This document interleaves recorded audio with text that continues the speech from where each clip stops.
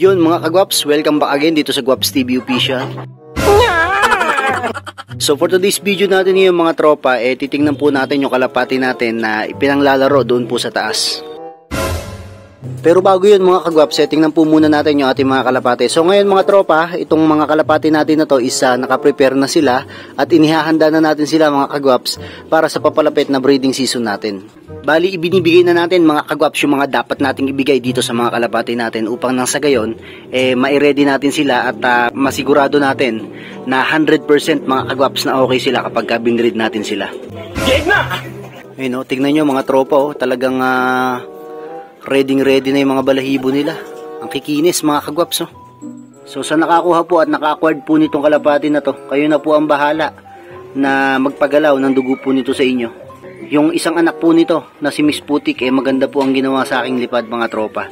Nag-consistent pulling winner, saka talagang mabibilis yung mga naging lipad ng ibon na yon. Kung nakakalungkot man mga kagwaps, kailangan natin bumitaw sa ibang mga ibon natin kasi kailangan nating magbawas dito sa loob natin.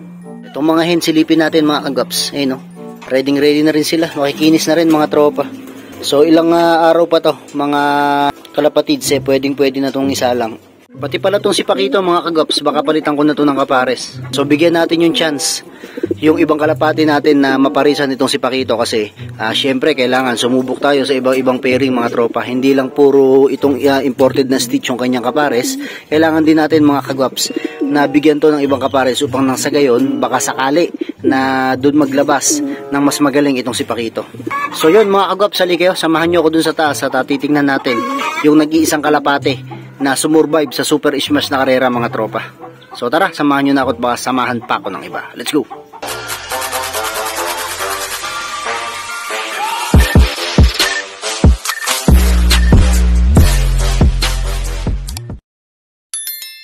Ayan, bali ito nga pala mga kagwaps yung pauwi natin sa nakaraang Sunday, yung ating super smash race na karera mga tropa. So ito yun, pinilit niya makauwi mga tropa. Ayan kita nyo, sobrang liit lang ng ilong ng kalapati natin na to.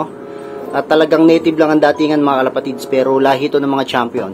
So ibang mga kalapati natin, dahil nga sa sobrang hirap ng race, hindi natin alam kung babalik pa rito sa loft natin mga tropa. Pero sana kahit papano, kahit ilang araw yung dumaan mga kalapatids, makaalala sila dito. Basta't wag lang silang madidisgrasya, wag lang silang mahuhuli mga tropa, siguradong babalikan nila tayo rito. Kasama siya ngayon ng mga pang-south natin mga kalapatids. At tingnan natin kung makakauwi ba to sa susunod na lap mga tropa, kasi hindi natin to hihinto at meron pa naman patibayan mga tropa. So malay natin, di ba, sa susunod na race natin, sa susunod na lap, baka naman isa siya sa mga mag-clock mga tropa, kasi sobrang damot ng paklakan dito sa club namin. Yung isang club, dalawa lang yun nagpaklak nung nakaraang Sunday, and then doon naman sa kabilang club mga tropa, parang nasa 13 na kalapati lang yung nakauwi mga tropa. Pero gayon pa man, ilalaban pa rin natin to mga tropa. Ayan si Miss B kung tawagin ko yan mga tropa. Itong mga pang-south natin mga tropa, laban na rin to kasi tingnan nyo naman, talagang kinukondisyon na natin sila para nang sa gayon pagdating ng south mga kalapatids mga kagwaps, magsimula na lumakas ang katawan nitong ating mga kalapate, kasi lalaban pa rin tayo ng south kahit na ilang piraso. So sa pagkakatanda ko, parang nasa 20 pieces mga tropa, mga kalapatids, mga kagwaps, itong ating pang-south, at yun ang susubukan natin na ibangga at ilaro sa mga derby na paparating dito sa south. Ito pa pala yung famous ko mga tropa. Ayun grabe gandang linyada niyan mga tropa, talagang champion yung pinanggalingan nito. Ito na may pang MacArthur natin mga kagwaps, dalaway singsing gaganda ng mga ibon natin dito. Nga pala mga kagwaps, congratulations nga pala sa club na nagpapalaro dito sa amin, at isang magandang laro yung ibinigay nyo sa amin. Although talagang sobrang hirap ng race, pero mas maganda po yun, at nasusubukan po namin yung aming mga bloodline, kasi isa rin po akong puncher na gumagastos sa mga bloodline, gumagastos sa mga vitamins, gumagastos sa pagtitraining sa ating mga kalapate. Kaya kung ano man po'y kahinatnan nung race po natin, pangit o maganda man po yung naging sitwasyon, basta lalaro po tayo, at congratulations po sa inyo kasi nagawa nyo pa rin po na pasiyahin yung mga player, mga puncher dito sa Nueva Ecija. Ayan mga tropa, ang aking nag-iisang warriors ngayon na natitira, na isasama pa rin po natin to. Kasi tignan nyo naman po yung balahibo mga tropa, talagang goods na goods at maayos. Yun ayos ba mga kalapatids, mga kagwaps? So kondisyon natin to ng matindi at tingnan natin kung saan naabot mga tropa. So ito siya mga kagwaps, si Miss B. Ayun So marami pang lalaroan tong ibon na to kasi madaming entry yung ginawa natin dito. So yung mga tropa, parondahin muna natin siya.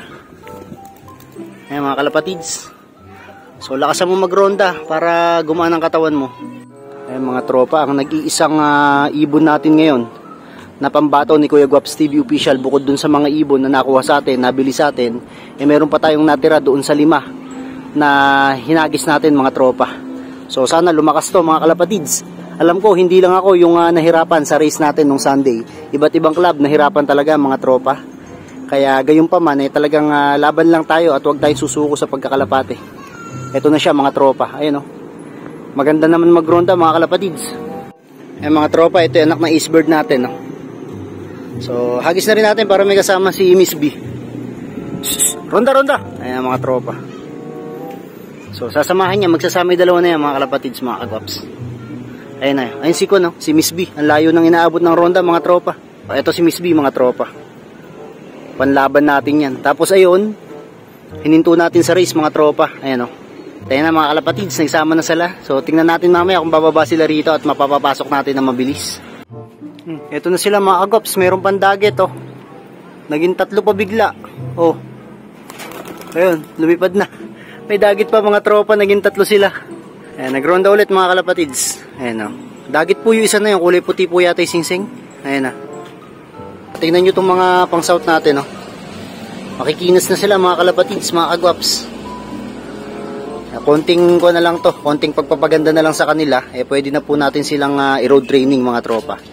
Pero syempre tingnan din natin yung kanilang mga pakpak kasi baka mamaya hindi pa naglulugon yung dulo. So magbabawas tayo mga kagwaps ng kanilang mga pakpak. Loko yung ibon ko na yun kanina yung dalawa. Nag-uwi na naman ng dagit dito mga kalapatids. Gaganda mga blue bar na ito mga tropa, ang kikinis. Mga pang south po natin to mga to. Ito pa mga tropa white plate na yan ang ganda mga kalapatids. Anak ng kwanyata ito, derere natin. Ayun, naka 3M banded mga tropa. So ayan mga kagwaps, tingnan nyo yung mga pang south natin. Hindi natin alam kung nagpapakitang gilas na naman sa itsura tong mga to baka mamaya pag nilaro namin to, gulong na naman malala abutin namin dito. Mga kalapatids, mga kagwaps. Tapos yung palaro natin, si Miss B, wala pa rito. Nagro-ronda pa mga tropa. Matagal talaga magronda yung ibon na yun Kaya talagang matyaga rin sa liparan mga kagwaps. Papawala tayo ngayon ng pang-south natin para makaronda rin sila rito sa loob natin.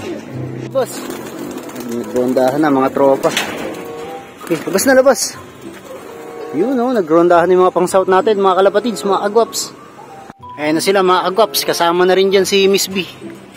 Ayun so nga pala mga tropa, sa lahat nga pala ng hindi pa nakasubscribe dito sa YouTube ni Kuya Guaps TV Official, huwag nyo kalimutan na mag-subscribe at syempre, i-click nyo na rin yung bell notification button para lagi kayong updated sa aking mga bagong video. So dito ko natatapusin to mga tropang kalapatids, mga kagwaps, hanggang sa muli. This is Kuya Ray and you are watching Guaps TV. Peace out.